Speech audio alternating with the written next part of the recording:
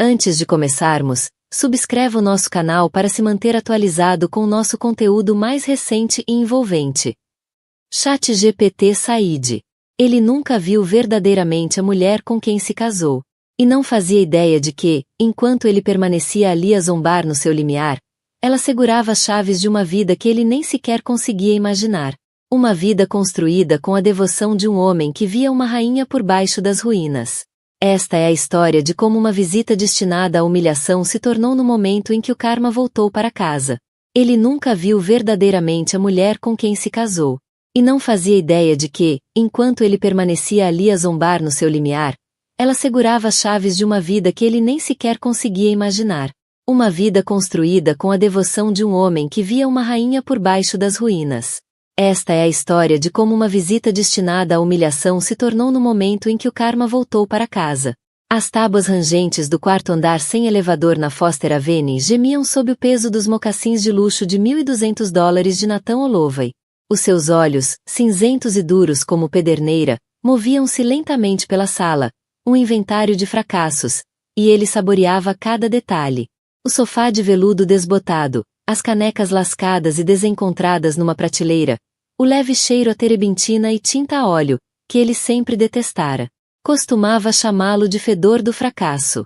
O olhar de Nathan cortava a sala como uma lâmina fria, mas Helena não mostrava qualquer rachadura na sua calma.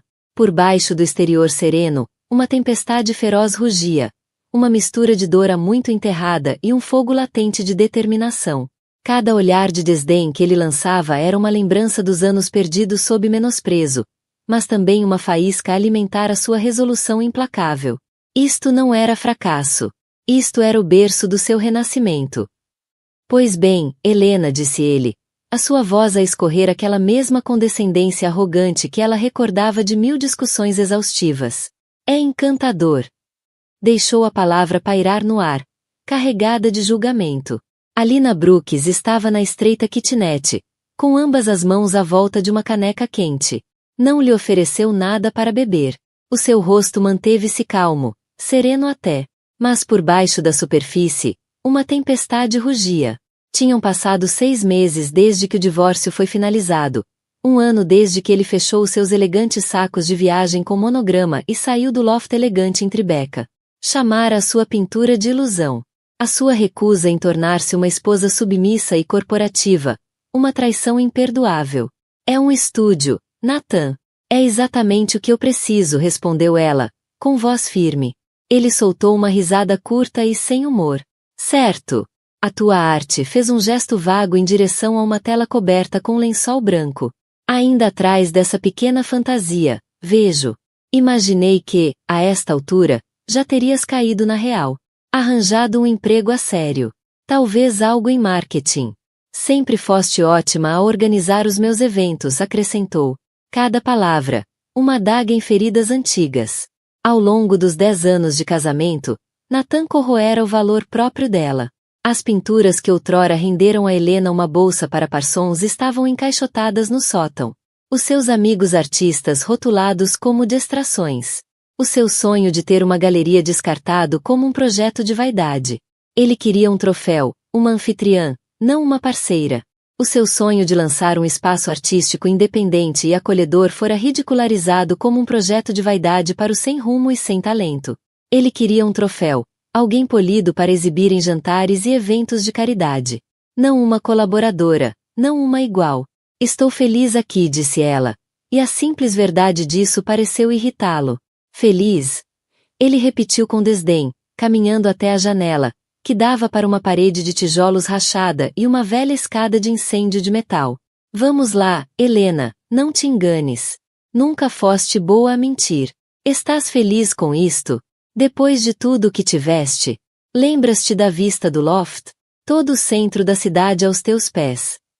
Eu lembro-me da vista, Nathan, disse ela calmamente. E lembro-me de como aquilo parecia uma jaula, mesmo com todo aquele espaço. Ele virou-se para ela, com uma expressão fingida de preocupação. Alegara que a visita era apenas para entregar alguns documentos financeiros remanescentes da vida que partilharam. Tudo o que ela precisava fazer era assinar. O fino envelope Manila já estava no balcão. Ela já os tinha assinado há minutos. Mas ele permanecia, porque não viera encerrar pendências. Viera para se vangloriar, para reafirmar a história que contava a si mesmo e aos outros, que ela não era nada sem ele. A sua nova namorada, uma influencer de 25 anos chamada Crystal, provavelmente estava lá embaixo, no seu Bentley cinza carvão novinho em folha, a fazer scroll pelas redes sociais, alheia aos jogos mentais a decorrer 4 andares acima. Nathan certificou-se de que a Lina soubesse dela também. Marcava-a em publicações de festas em iates em Capri, bares de luxo em telhados em Londres e voos de helicóptero sobre Dubai. Olha o que perdeste, gritavam esses momentos cuidadosamente encenados. Olha como a minha vida é melhor agora. Uma jaula, repetiu ele, abanando a cabeça. Uma jaula dourada, querida. A maioria das mulheres mataria por ela. Tudo de designer. Eventos privados. ChatGPT Said. Um apelido que ainda faz virar cabeças. E agora tens isto. Os braços dele varreram o apartamento. Todo um drama exagerado. O número da artista atormentada. Não está um bocadinho gasto, Helena? O maxilar dela contraiu-se. Queria gritar, atirar a caneca pela sala e mandá-lo embora. Enumerar todas as traições, cada comentário frio, cada traição, cada momento em que ele lhe corroeu o espírito. Mal conseguia respirar, mas não explodiu. Em vez disso, deu mais um gole lento de chá. Nathan confundiu o silêncio dela com rendição. Um sorriso presunçoso e vitorioso surgiu no seu rosto. Olha, sei que as coisas devem estar apertadas. Se precisares de uma ajudinha, só até voltares a encontrar o teu rumo, posso oferecer-te algo. Pensa nisso como um presente de despedida. Uma indemnização. Estendeu a mão à carteira. O gesto encharcado de superioridade. Antes que ela pudesse responder, o telefone vibrou no balcão. Ela espreitou o ecrã. Instalação do claraboia confirmada para o estúdio principal. Vai ficar deslumbrante. Mal posso esperar para ver a tua cara. A caminho de casa. Um sorriso verdadeiro, discreto e só para ela, surgiu nos lábios de Helena. Virou o olhar de volta para Nathan, para o gesto patético de generosidade e o olhar de falsa simpatia no rosto dele. A fúria e impotência que em tempos ameaçaram dominá-la tinham se transformado em algo mais frio, mais afiado, um aço silencioso e inabalável. O ímpeto de gritar desaparecera. No seu lugar, algo mais calmo, mais profundo, uma sensação serena de ironia que só anos de dor e perseverança podiam forjar. Não, obrigada, Nathan, disse ela, com a voz firme e clara. Estou perfeitamente bem. Ele encolheu os ombros, guardando a carteira no casaco, quase decepcionado por ela não ter mordido o isco. Está bem, como quiseres. Não digas que não ofereci. Avançou para a porta, parando com a mão na maçaneta. Boa sorte com a tua vidinha acolhedora, Helena. A sério. A porta fechou-se atrás dele, e o som dos sapatos caros a desaparecerem pelas escadas abaixo foi a nota final de um capítulo há muito em atraso para ser encerrado. Finalmente, Helena ficou sozinha no silêncio do seu estúdio. Olhou à sua volta para o espaço que Nathan achará tão lamentável. Para ela, não era triste. Não era fracasso. Era paz. Era o seu santuário, o seu espaço de trabalho, um aluguer temporário onde estava a terminar o maior projeto da sua carreira, aquele que mudará tudo. Atravessou a sala até o cavalete, aquele que Nathan descartara sem sequer olhar 2 vezes. Com uma respiração controlada, puxou o lençol. A tela por baixo explodiu em vida. Pinceladas largas de índigo, explosões de laranja ardente, veios de folha de ouro radiante, uma tempestade visual de perda e esperança, de ressurreição, um retrato de renascimento. Era a primeira de 12 obras encomendadas para o átrio da nova sede da Fundação Rilan. Pegou no telefone e digitou uma resposta para JC. Também mal posso esperar. A vista da nossa janela vai ser muito melhor do que aquela parede de tijolo. Carregou em enviar, sentindo a antecipação crescer no peito como a luz do amanhecer. Nathan pensava que estava a testemunhar o fim dela. Não percebia que tinha tropeçado apenas no prefácio. Isto não era só um novo amor. Isto não era apenas um novo começo. Era uma penthouse no topo da Meridian Tower. Um edifício cujo contrato de desenvolvimento a empresa imobiliária de Nathan perderá há 6 meses. A ironia era quase intoxicante. Nem sempre tinha sido esta guerra fria de condescendência e desprezo velado. Helena lembrava-se de como tudo começou, há 10 anos, quando Nathan Holloway era uma tempestade de carisma e ambição. Ele era um associado júnior numa firma de imobiliário de topo, e ela uma artista em ascensão, recém-saída da escola de arte, o seu portfólio a pulsar com energia crua e inegável. Conheceram-se numa inauguração de galeria no centro de Los Angeles, onde ele ignorou todas as telas nas paredes e se concentrou inteiramente nela. A tua paixão, dissera-lhe, com os olhos fixos nos dela. Fala sobre cor da mesma forma que eu falo sobre fechar negócios de milhões. Sussurrou aquilo com champanhe na mão, como se fosse uma profecia, e naquele momento, ele acreditava mesmo. Perseguiu-a com uma intensidade obstinada, enviando flores para o estúdio, aparecendo nas suas exposições pop-up, fazendo perguntas infinitas sobre o seu trabalho. Comprou uma das primeiras obras dela, uma paisagem marítima e nevoada da costa de Mendocino, e pendurou-a por cima da lareira do seu apartamento de solteiro. Seria a única pintura dela que ele alguma vez compraria. Apanhada na euforia do novo amor, Helena confundiu a obsessão com lealdade. A ambição dele parecia magnética, contagiosa. Ela queria fazer parte daquela viagem. Quando ele lhe pediu em casamento 1 ano depois, com um diamante tão grande que parecia deslocado nas suas mãos calejadas, ela disse que sim, acreditando com todo o coração que estavam a construir algo juntos. O império dele nas finanças, o dela na arte. A ilusão começou a desfazer-se quase assim que o casamento terminou. A nova casa deles, uma imponente moradia histórica em Pacific Heights, fora escolha de Nathan. É um investimento, insistiu ele, quando ela sugeriu um loft industrial e luminoso no centro, com espaço de estúdio verdadeiro. Transmite sucesso. O sótão tornou-se o ateliê dela. Tinha uma janela e isolamento terrível. Gelado no inverno, insuportável no verão. Mesmo assim, ela tentou fazer funcionar. Mas quando voltou a pintar a sério, Nathan queixou-se do cheiro. Devíamos receber clientes aqui, Helena, disse uma noite, franzindo o nariz. Queres que isto cheire a loja de ferragens? Ele não gritou. Nem precisava. O tom bastava para encerrar a conversa. Eventualmente, o cavalete foi guardado, as telas empilhadas e escondidas. A arte dela tornou-se aquilo a que ele se referia como passatempo. Como vai o passatempo? Perguntava distraidamente a caminho do ginásio, sem esperar resposta. Deviam fazer uma pausa no passatempo e vir ao clube esta noite, dizia ele, como se fosse um agrado.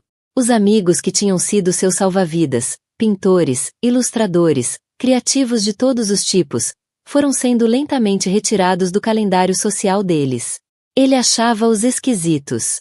A sua amiga mais próxima, uma ousada ceramista chamada Brin, ele chamava de barulhenta. Um antigo professor da Parsons, mentor e pintor reconhecido a nível nacional, ele descartou como irrelevante. Um a um, foram sendo substituídos pelo mundo de Nathan.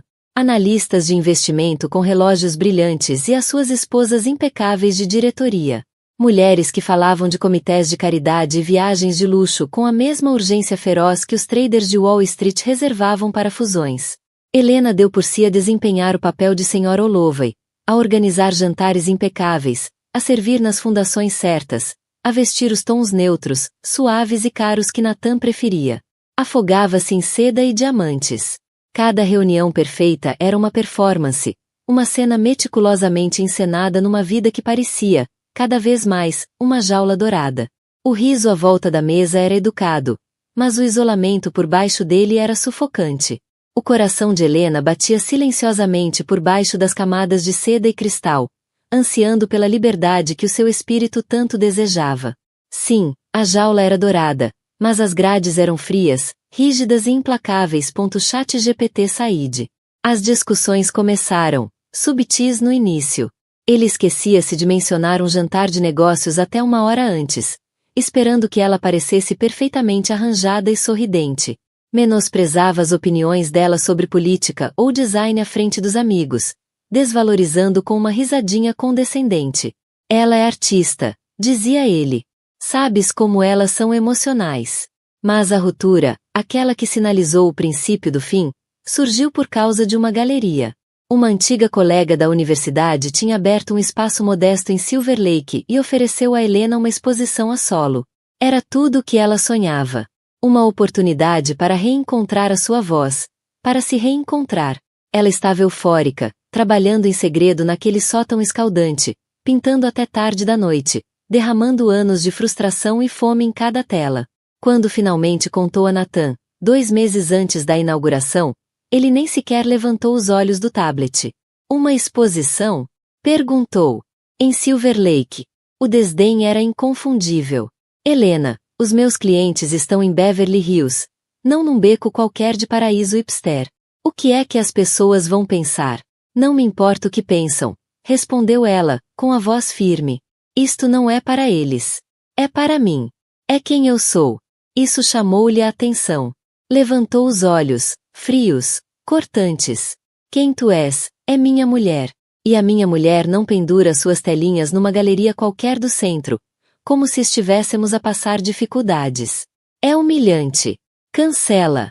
Não. Foi a primeira vez que ela o recusou assim. Tão diretamente. Tão absolutamente. O que disseste? Perguntou ele, com a voz neutra. Disse não, vou fazer a exposição. Os olhos dele escureceram. Levantou-se do sofá, a sua figura imponente de 1,80 m agora ameaçadora. Estás a deitar fora tudo o que construí para nós, rosnou. As tuas pichorras são um risco. Este egoísmo pode arruinar tudo. A tua reputação, atirou ela. É disso que se trata, não é? E a minha vida, Nathan? O meu propósito? Passaste 10 anos a esgotá-lo em mim. Isto não é sobre o teu nome nem os teus clientes. É sobre controlo. Não suportas a ideia de eu ter algo que é só meu. Algo a que não consegues pôr um preço. Ele não levantou a voz. Fez pior. Riu-se. Aquela mesma risada oca e cheia de desdém que ela voltaria a ouvir, anos depois, no seu pequeno estúdio da Foster Avenue. Meu Deus, disse ele, abanando a cabeça. Achas mesmo que és algum tipo de gênio escondido? És uma dona de casa aborrecida com um passatempo. Helena. Aproximou-se, a voz a escorrer desprezo. Sem mim, estarias a viver num pardieiro, tal como essa galeria patética pela qual estás obcecada. Esse foi o momento. O amor não se apagou lentamente. Morreu subitamente e com violência, deixando um vazio onde antes vivia o coração de Helena. Foi um fim brutal e devastador de um sonho em que ela acreditara com toda a força. Um sonho agora reduzido a cinzas frias. Esse vazio era aterrador, mas estranhamente libertador, pois abriu caminho para algo novo crescer das ruínas. Pela primeira vez, ela viu Nathan como ele realmente era.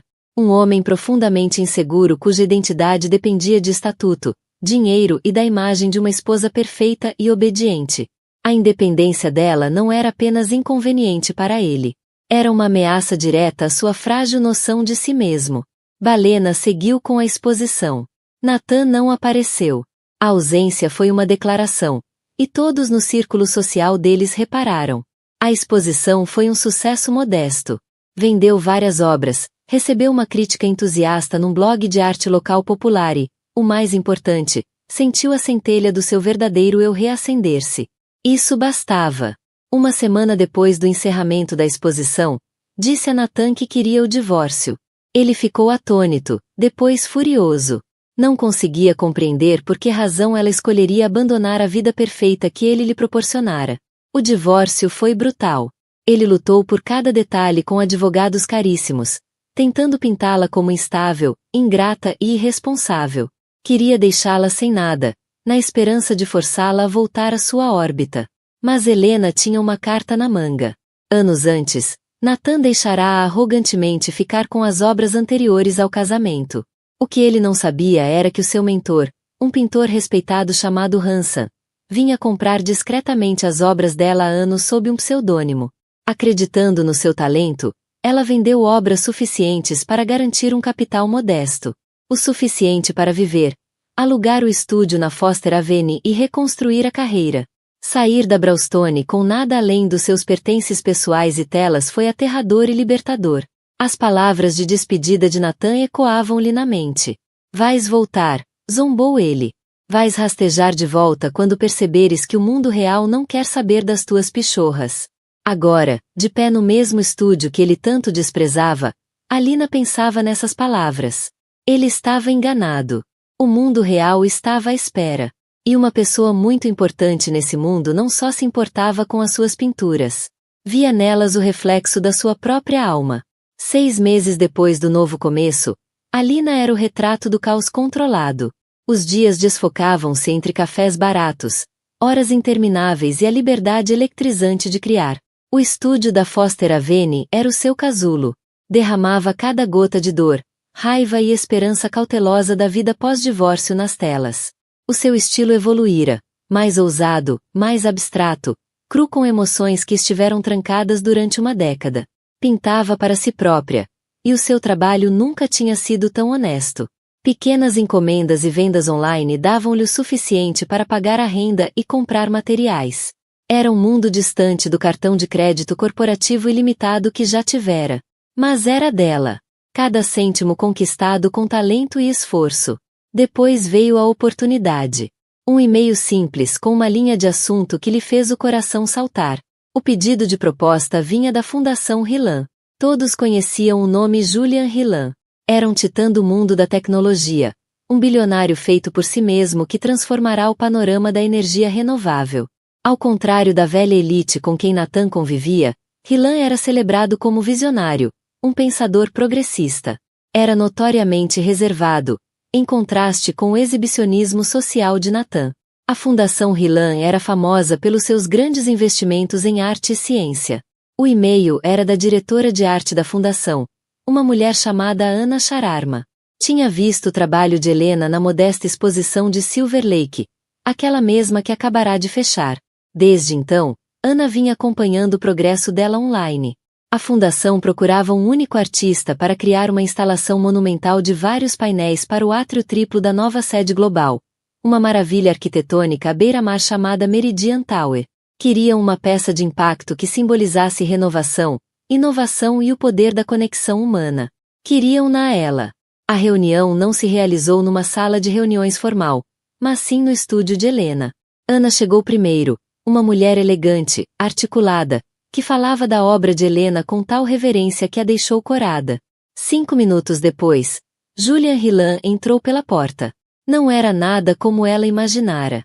Sem entourage, sem arrogância. Alto, vestido de forma simples, com uma camisola cinzenta e jeans escuros, exalava uma confiança serena e inabalável. Os seus olhos avelã, calorosos, revelavam curiosidade genuína ao observar o estúdio, não com julgamento, mas com respeito. Alena Brooks, disse, com uma voz mais grave do que ela esperava. A Ana anda a dizer-me há meses que és a única artista para este projeto.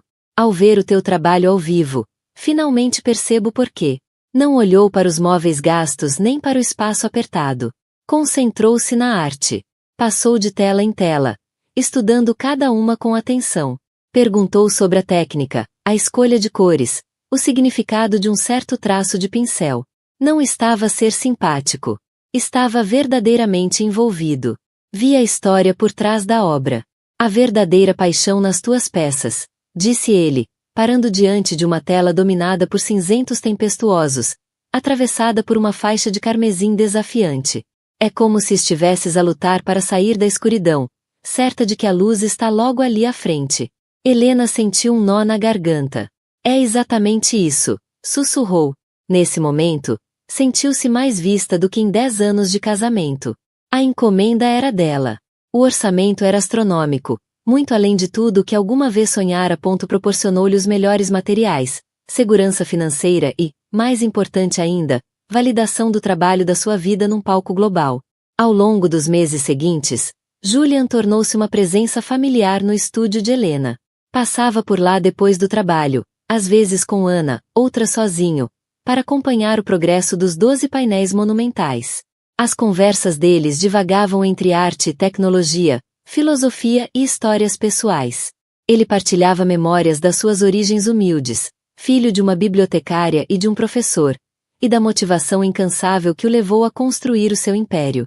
Nesses momentos, Helena via o homem por detrás do sucesso, com os pés assentes na terra, ponderado, movido por algo mais do que ambição. A abertura dele convidava a revelar partes de si que há muito guardava, e as vulnerabilidades partilhadas forjavam um laço que ia além da superfície.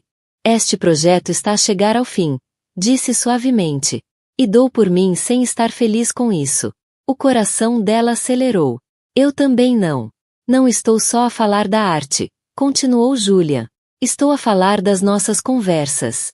Estou a falar de ti. Não havia jogos, nem fingimentos, só honestidade. Disse-lhe que estava cativado pela sua resiliência, pelo talento e pelo fogo silencioso que via arder dentro dela. Não sentia uma ligação assim há anos. Quando lhe perguntou se podia convidá-la para jantar, não como mecenas, mas como homem interessado numa mulher, ela disse que sim sem hesitar. A relação deles floresceu discretamente, longe dos olhos do público. Era um namoro entre iguais. Encontravam conforto na companhia um do outro. Duas pessoas que tinham construído seus próprios mundos e agora queriam partilhá-los. Ele adorava o estúdio da Foster Avenue, chamando-lhe a câmara de criação dela. Nunca sugeriu que mudasse ou que o abandonasse. 3 meses depois, ele pediu-a em casamento. Foi numa viagem privada à Costa Amalfitana, numa varanda com vista para o mar ao pôr do sol. O anel não era uma joia vistosa a simbolizar posse. Era uma peça elegante, desenhada por medida, com uma safira rara verde-mar, perfeitamente a condizer com os olhos dela. Não quero mudar-te, Helena, disse ele, com a voz embargada pela emoção. Só quero ser aquele que vai ver-te conquistar o mundo. Quando regressaram a Nova York, mostrou-lhe o apartamento que comprará. Era Celestial Suite, a penthouse duplex no topo da Meridian Tower, o mesmo edifício onde a arte dela seria exibida no átrio. Um palácio no céu, com vista panorâmica para a cidade, terraço privado e, mais importante, uma sala enorme com paredes de vidro, tetos altos e luz perfeita do norte. O teu novo estúdio, disse Julia, apertando-lhe suavemente a mão. Uma vista bem melhor do que uma parede de tijolo. Helena chorou, sobrecarregada pela imensidão do amor e respeito dele. As lágrimas corriam silenciosamente, um misto de alívio, gratidão e o peso agridoce de tudo o que suportara. Aquele momento, tão simples mas profundo, era o culminar de anos de luta, resiliência e uma resistência silenciosa. Era prova de que já não estava confinada aos limites que outros lhe tentaram impor. Aquilo não era uma jaula. Era uma plataforma de lançamento. O mundo de Nathan e o mundo de Julia estavam em rota de colisão. E Helena encontrava-se no epicentro, com todo o poder nas mãos. O palco estava montado para o confronto final do karma. Por que manter o estúdio da Foster Avenue? Por que permitir que Nathan entrasse e zombasse do que ele via como fracasso? Não foi uma escolha sentimental. Foi uma estratégia legal calculada, aconselhada por uma equipa de advogados muito mais formidável do que os que Nathan contratara contra ela. A ponta solta que levará Nathan até a sua porta era uma dívida fiscal pendente de um negócio imobiliário falhado iniciado durante o casamento. Sem o pleno conhecimento dela, ele tornará a sócia minoritária da LLC. Quando o negócio colapsou, usou truques contabilísticos para transferir a maior parte das perdas, e a subsequente dívida fiscal, para o nome dela, envolvendo-a legalmente. Durante o divórcio, o objetivo dele era usar essa alavanca para ameaçá-la com uma dívida colossal ao fisco, a menos que aceitasse um acordo miserável. A advogada de Helena, uma mulher incisiva e direta chamada Susan, chamou-lhe abuso financeiro, claro e simples. Lutaram contra isso, mas a complexidade legal fez com que a resolução final ainda estivesse pendente. Depois de Helena garantir a encomenda da Hillan Foundation, o conselho de Susan foi claro e inequívoco. Não mudes de estilo de vida. Ainda não. O Nathan está a observar-te, avisou. Segue-te nas redes sociais.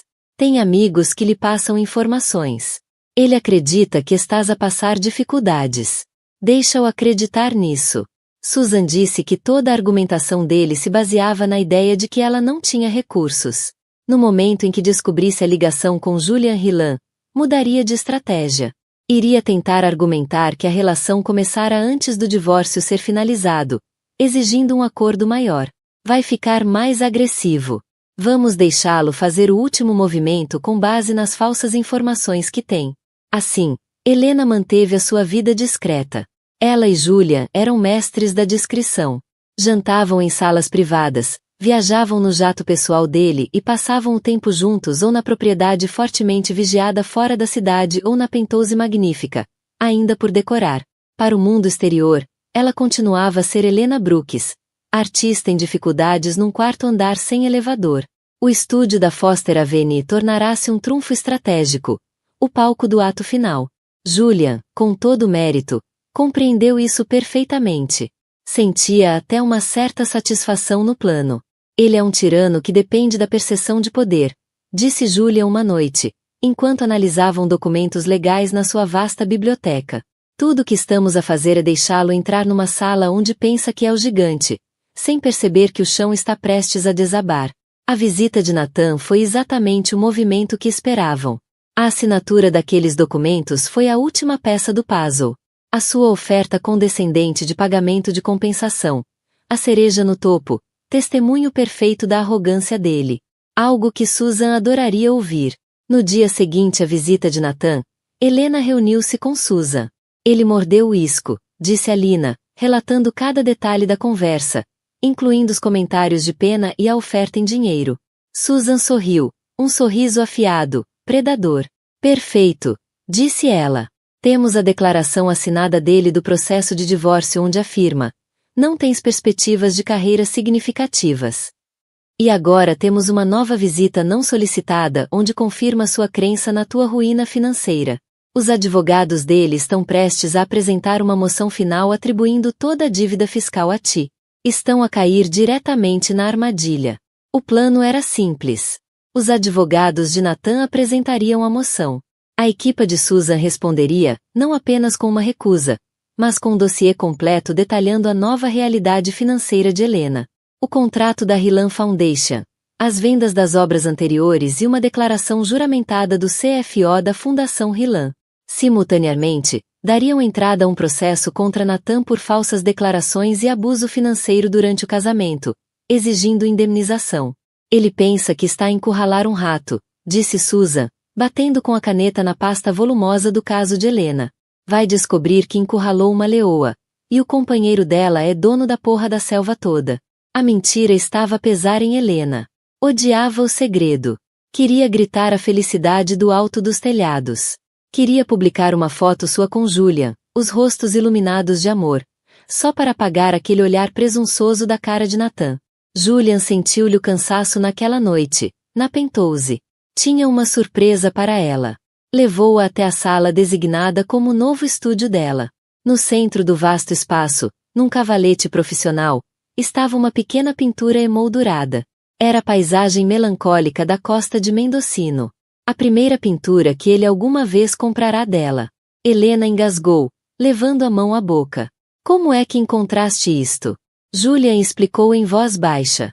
Encontrei o corretor a quem ele vendeu há uns anos. O Nathan livrou-se dela como parte de um pacote de ativos indesejados quando redecorou a Brownstone. Deve ter recebido umas centenas por ela. Ele veio ao teu espaço para te humilhar. Parece justo que o golpe final seja dado no teu próprio terreno. Um plano começou a tomar forma. Um confronto final, dramático, encenado exatamente onde tudo começou, no modesto apartamento da Foster Avenue. As 2 semanas seguintes foram a calma antes da tempestade. A equipa jurídica de Helena, liderada pela implacável Susan, preparou a resposta bomba. A equipa de Julian reuniu discretamente documentação de apoio inatacável. Entretanto, Nathan, alegremente inconsciente, avançava.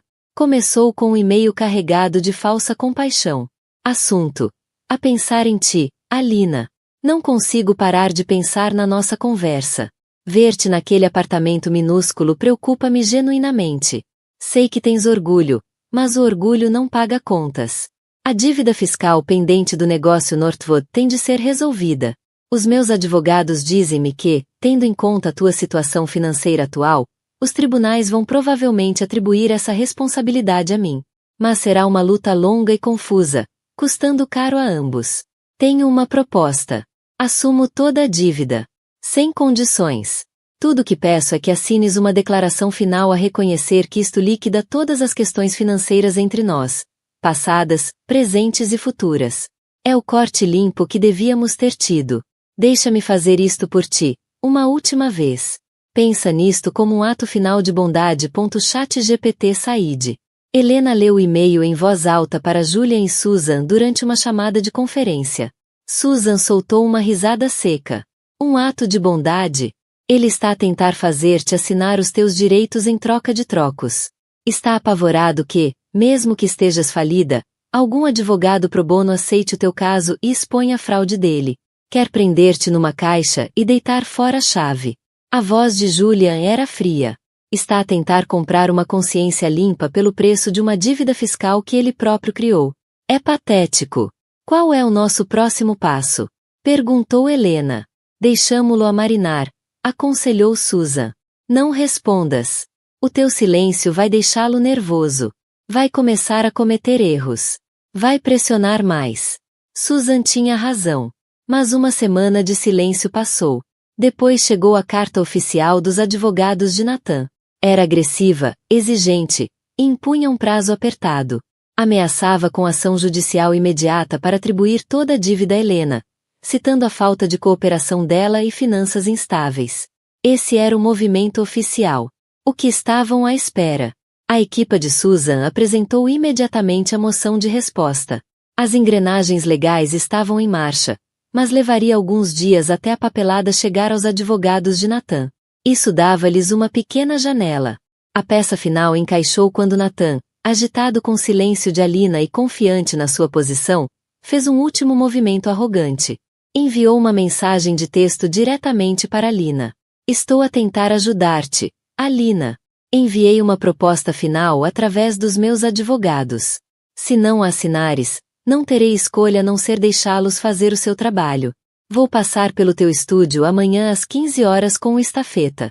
Podes assinar na hora e acaba-se tudo. Não sejas tola.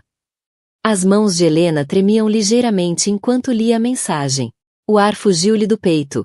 Uma mistura de medo e de uma feroz determinação em turbilhão. Aquilo não era só mais uma mensagem. Era o desafio que ela esperava. O momento em que todos os seus planos cuidadosos ou ganhariam forma ou se desmoronariam. O peso dos últimos anos pressionava-lhe os ombros, mas ela permaneceu firme. Era isso. O confronto que ele forçava era exatamente o que ela e Julian tinham planeado. Está a entregar a própria sentença, disse Julian, com um tom sombrio. Quando ela perguntou, tens a certeza de que estás pronto para isto? Frente a frente. Helena inspirou fundo, o olhar caindo sobre a pequena pintura de Mendocino que agora pendia no seu magnífico novo estúdio. Pensou nos anos em que a fizeram sentir pequena, nos sonhos descartados como meros passatempos. Estou pronta, disse ela, com a voz firme como aço. Ele merece ver o meu rosto quando o mundo dele ruir. O plano estava traçado. Julia não estaria lá de início. Aquilo tinha de ser a vitória dela. Só chegaria no fim, para testemunhar e escoltá-la de vez para longe das ruínas do passado. No dia do encontro, Alina vestiu-se com propósito, não num fato de poder nem em roupa de marca. Usava os seus jeans manchados de tinta, uma simples t-shirt preta e as botas de couro gastas favoritas. Era artista que Nathan tentará apagar, naquele mesmo estúdio que tanto desprezara. Às 14h45, sentou-se no sofá de veludo em segunda mão. A sala estava arrumada, mas ainda carregava o cheiro a terebentina, o cheiro da sua liberdade. O ar estava carregado de antecipação. Ela não estava nervosa. Era uma maestrina prestes a conduzir a sinfonia das consequências até o seu clímax estrondoso. Às 14h55, o telefone vibrou com uma mensagem de Julia. Estou a 5 minutos. Os documentos foram oficialmente entregues ao tribunal e servidos ao advogado principal do Nathan às 14h30. Ele ainda não sabe, mas já perdeu. Isto é só o epílogo. Amo-te, Helena. Também te amo. Hora do espetáculo. Às 15 horas em ponto, ouviu passos pesados e confiantes a subir as escadas. Seguiu-se um som mais leve e rítmico. Saltos altos. Ele trouxe companhia. A ousadia era impressionante. A batida na porta foi seca, impaciente. Helena levantou-se, alisou a t-shirt e caminhou até a porta. Rodou o puxador, o coração calmo, a mente clara. Era hora de deixar o fantasma do passado entrar pela última vez. A porta abriu-se, revelando Nathan Olova em todo o esplendor do seu fato feito à medida. Agarrada ao braço dele estava uma jovem deslumbrante, com cabelo loiro impossivelmente longo e uma mala Chanel. Tiffany, a modelo do Instagram, em carne e osso. Ela examinou Helena de cima a baixo, depois olhou à volta do pequeno apartamento, os lábios perfeitamente brilhantes a curvarem-se num esgar mal disfarçado. Nathan, disse Helena, a voz firme, sem revelar nada. Helena, começou Nathan, num tom magnânimo, como se fosse um rei a visitar a cabana de um camponês. Esta é a Tiffany. Achei melhor trazer uma testemunha. E este, gesticulou para um homem uniformizado que estava nervosamente um passo atrás, é o estafeta com os papéis do acordo. Helena recuou, permitindo-lhes entrar no espaço dela. A sala encolheu subitamente, apinhada pelo ego de Nathan e o perfume caro de Tiffany. Nathan pousou a pasta sobre a pequena mesa de café com um estrondo decisivo. Vamos a isto rapidamente. Tenho reserva no Percy. Olhou para Tiffany com um sorriso convencido. A Tiffany nunca foi. É quase impossível conseguir mesa. Uau, acrescentou Tiffany, com a voz aguda. O meu sobrinho pinta coisas assim no infantário. Tão querido. Helena ignorou-a. O foco dela estava inteiramente em Nathan. É simples, Nathan, disse ele, puxando um documento grosso. Direto ao ponto. Tu assinas aqui, reconhecendo que não tens mais quaisquer direitos. Eu assino aqui, assumindo toda a dívida fiscal do Northwood.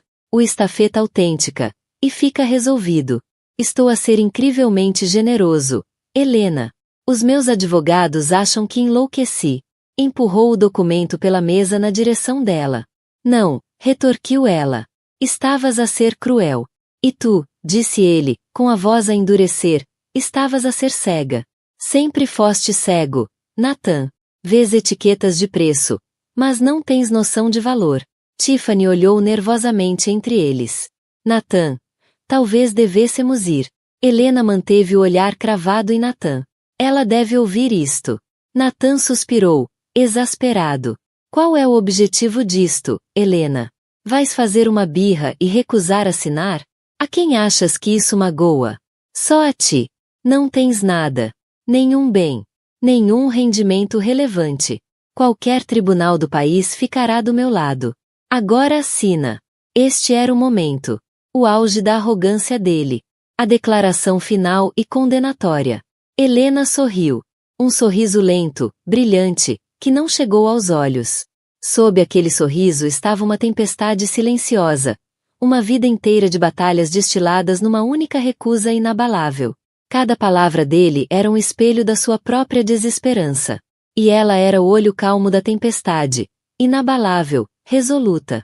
Engraçado mencionares tribunais, Nathan. Ela pegou no telemóvel e pousou-o sobre a mesa. Tocou no ecrã. Uma voz profunda e clara encheu o pequeno apartamento. Era a voz de Julian, em alta voz. Ela tinha acabado de atender. Olá, querida, dizia a voz. Queria só dizer que estou cá embaixo. Ah, e a Ana acabou de ligar. O teste de iluminação para tua instalação no átrio correu lindamente. Está magnífico.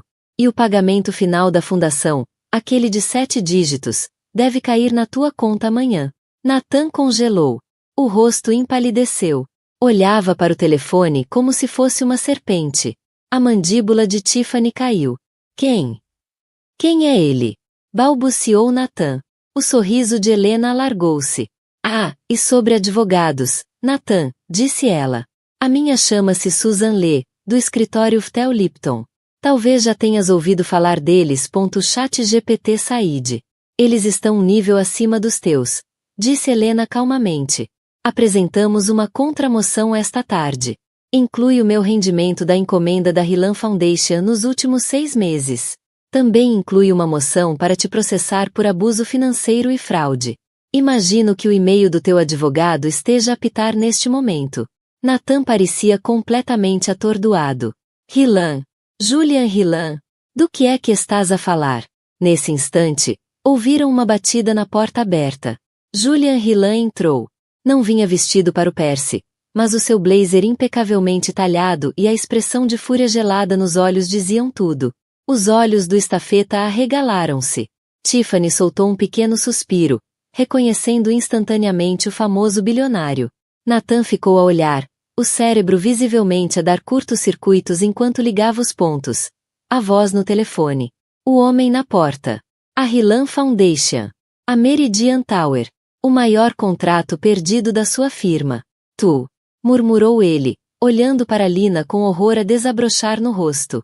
Julian caminhou com calma até o centro da sala e ficou ao lado de Helena, colocando uma mão protetora sobre o ombro dela. Olhou para Nathan, que ainda estava sentado, de repente, pequeno e insignificante. Nathan, disse Julian, a voz perigosamente calma. Vieste ao estúdio da minha noiva para intimidar. Zombaste do trabalho da vida dela. Esse mesmo trabalho que agora enfeita o átrio da minha sede mundial. Tentaste colocá-la sob uma dívida fraudulenta. A minha equipa jurídica, a melhor do mundo, vai destruir-te por isso. Não apenas pela fraude, mas também pelo assédio. Julia então lançou um olhar para os papéis do acordo sobre a mesa. Pegou neles sem sequer os ler e rasgou o documento grosso ao meio num só gesto limpo. Deixou cair os pedaços no chão, aos pés de Nathan. Esta negociação terminou, declarou Julian com firmeza. Nathan ficou sem palavras. Abriu e fechou a boca como um peixe fora de água, mas nenhum som saiu. O mundo inteiro que construíra sobre uma base de falsa superioridade acabava de ser desfeito por uma mulher silenciosa, de jeans manchados de tinta, e pelo único homem em Nova York com quem ele jamais conseguiria competir. Tiffany começou a recuar em direção à porta, o rosto uma mistura de terror e reverência. Eu vou-me embora. Vou chamar um Uber. Fugiu praticamente, deixando Nathan sozinho entre os destroços. Helena olhou para o ex-marido, não com ódio, mas com uma estranha e distante compaixão. Ele não era um monstro. Era apenas um homem vazio. A vista do meu novo estúdio é muito melhor do que a da Browstone, Nathan, disse ela suavemente. Ficas tão pequeno, visto lá de cima. Depois virou-se, pegou na mão de Julian, e saiu do estúdio da Foster Avenue pela última vez, sem olhar para trás. Deixou Nathan sentado ali, rodeado pelos papéis rasgados da sua oferta generosa. O fantasma do próprio sucesso dele assombrava agora a pequena sala que ele tão profundamente subestimara. O desfecho não foi rápido, mas foi total. O mundo de Nathan Holloway não só se estilhaçou, atomizou-se. O processo judicial que Helena moveu foi uma obra-prima de devastação legal. Susan Lee e os juristas internos de Julian trabalharam lado a lado, desenterrando cada negócio obscuro, cada empresa fantasma, cada vez que Nathan usará o nome de Helena em crédito sem o consentimento total dela. A fraude fiscal do Northwood era apenas a ponta do iceberg. Confrontados com provas esmagadoras e a perspectiva de um julgamento público contra um bilionário adorado e a sua noiva artista, os advogados de Nathan aconselharam-no a fazer um acordo. Ele foi financeiramente arrasado. Teve de vender a Browstone em Pacific Heights para pagar os honorários legais e o enorme acordo com Helena. Ela doou imediatamente a totalidade do valor a uma instituição de apoio a artistas mulheres. Perdeu o Bentley, as inscrições nos clubes exclusivos e o seu prestígio na comunidade imobiliária. As notícias sobre os negócios fraudulentos e o divórcio humilhante espalharam-se como fogo pelas mesmas elites sociais que ele tanto lutara para dominar. Deixou de ser um jogador. Tornou-se um exemplo de advertência. O golpe final veio quando a sua firma, procurando distanciar-se do escândalo, rescindiu a parceria. Tiffany, claro, já tinha desaparecido há muito. O feed dela nas redes sociais rapidamente passou de fotos com Nathan para frases inspiradoras vagas sobre cortar energias negativas. Nathan Holloway, o homem que se definia pelo sucesso, ficou apenas com a verdade do seu próprio caráter. Belina nunca mais o viu. Nem precisava. O foco dela estava totalmente no futuro. Um futuro mais brilhante do que alguma vez imaginara. 6 meses depois daquele confronto final, a Meridian Tower realizou seu gala de inauguração. O evento foi o assunto de Nova York. No coração do átrio majestoso como uma catedral estava a instalação de Helena. Os 12 painéis monumentais eram uma sinfonia viva de cor e emoção. Sob a iluminação cuidadosamente concebida, cativavam todos os visitantes. O New York Times chamou a instalação uma obra monumental de poder e otimismo arrebatadores e proclamou Helena Brooks como uma nova grande voz da arte americana. Nessa noite, Helena ficou de pé numa varanda alta da torre, olhando para a cidade cintilante.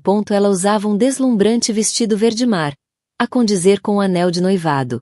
Julian estava ao seu lado, o braço firmemente à volta da cintura dela.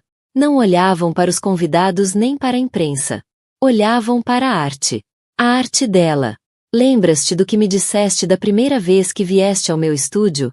Perguntou Helena suavemente, por cima do murmúrio distante da multidão. Disseste que o meu trabalho parecia uma luta para sair da escuridão, certa de que havia luz. Lembro-me, disse Julian, os olhos cheios de amor. E olha para ti agora. Não estás só na luz. Estás a criá-la. Ela encostou a cabeça no ombro dele, uma paz profunda a instalar-se. Uma paz conquistada com anos de luta, desgosto e resiliência inquebrável. Uma paz que vinha, finalmente, de ser vista, não apenas pelo sucesso, mas pela mulher que lutara para se tornar. A felicidade dela não era sobre dinheiro ou fama, nem sequer sobre a queda de Nathan. Era sobre isto. Ser vista. Ser valorizada. Ser amada exatamente por quem era. A pentose, o reconhecimento, a segurança, não eram um prêmio. Eram belos subprodutos de ter recuperado a alma. Nathan tentará prendê-la numa gaiola dourada. Ela construiu um palácio no céu. Ele rira-se do seu apartamento simples, sem saber que, da sua nova casa, ela tinha vista para o mundo inteiro. Um mundo que agora estava pronta para pintar com todas as cores imagináveis. Já não era Helena Holloway, o adereço. Nem Helena Brooks, artista em dificuldades. Era Helena Brooks, a mulher que aprendeu que a verdadeira riqueza não é algo que se possui, é algo que se torna. Lá de cima, a vista era perfeita. A história de Alina não é apenas sobre vingança. É um lembrete poderoso de que o maior sucesso é viver com autenticidade. Nathan via a vida dela através das lentes do dinheiro e do status. E isso cegou-o. Julian viu-a através das lentes da paixão e do caráter. E isso mostrou-lhe tudo. No fim, o simples apartamento que Nathan zombou foi exatamente o lugar onde Helena forjou as armas da sua vitória. A sua arte e o seu valor próprio. Ela não precisou de o destruir. A arrogância dele fez isso por ela. Ela só precisou de erguer-se. Então, a história chegou ao fim. Meus queridos amigos, ainda estão aí? Se chegaram até aqui, então há algo na jornada da Helena que tocou o vosso coração. Algo que as palavras não captam totalmente. E agora, só por um momento, vamos olhar para isto juntos. Não como um conto distante, mas como um espelho das nossas próprias vidas. É um lembrete poderoso de que, não importa o quanto o mundo tente definir-nos pelo que perdemos ou pelo que parecemos ter, a verdadeira força vem de dentro. Como dizia Heráclito, a alma é tingida da cor dos seus pensamentos. O que acreditamos sobre nós mesmos molda a nossa realidade. A história da Helena ensina-nos que, mesmo quando o mundo tenta prender-nos em ouro ou desprezar os nossos sonhos como tolices, a nossa verdadeira riqueza está na nossa coragem, na nossa resiliência e na autenticidade com que vivemos. Ela não precisou de derrubar quem duvidou dela. A sua ascensão foi a sua rebelião. Uma prova de que, por vezes, a vitória mais sonora é a que acontece em silêncio, dentro de nós. Se esta história te comoveu, inspirou ou te lembrou de continuar a lutar pela tua verdade, deixa um gosto, partilha com alguém que precisa de ouvir isto e subscreve o nosso canal. Lemos todos os comentários, porque o teu pensamento importa. Vamos crescer e curar juntos. Porque viver com autenticidade é o maior sucesso que alguma vez poderemos alcançar.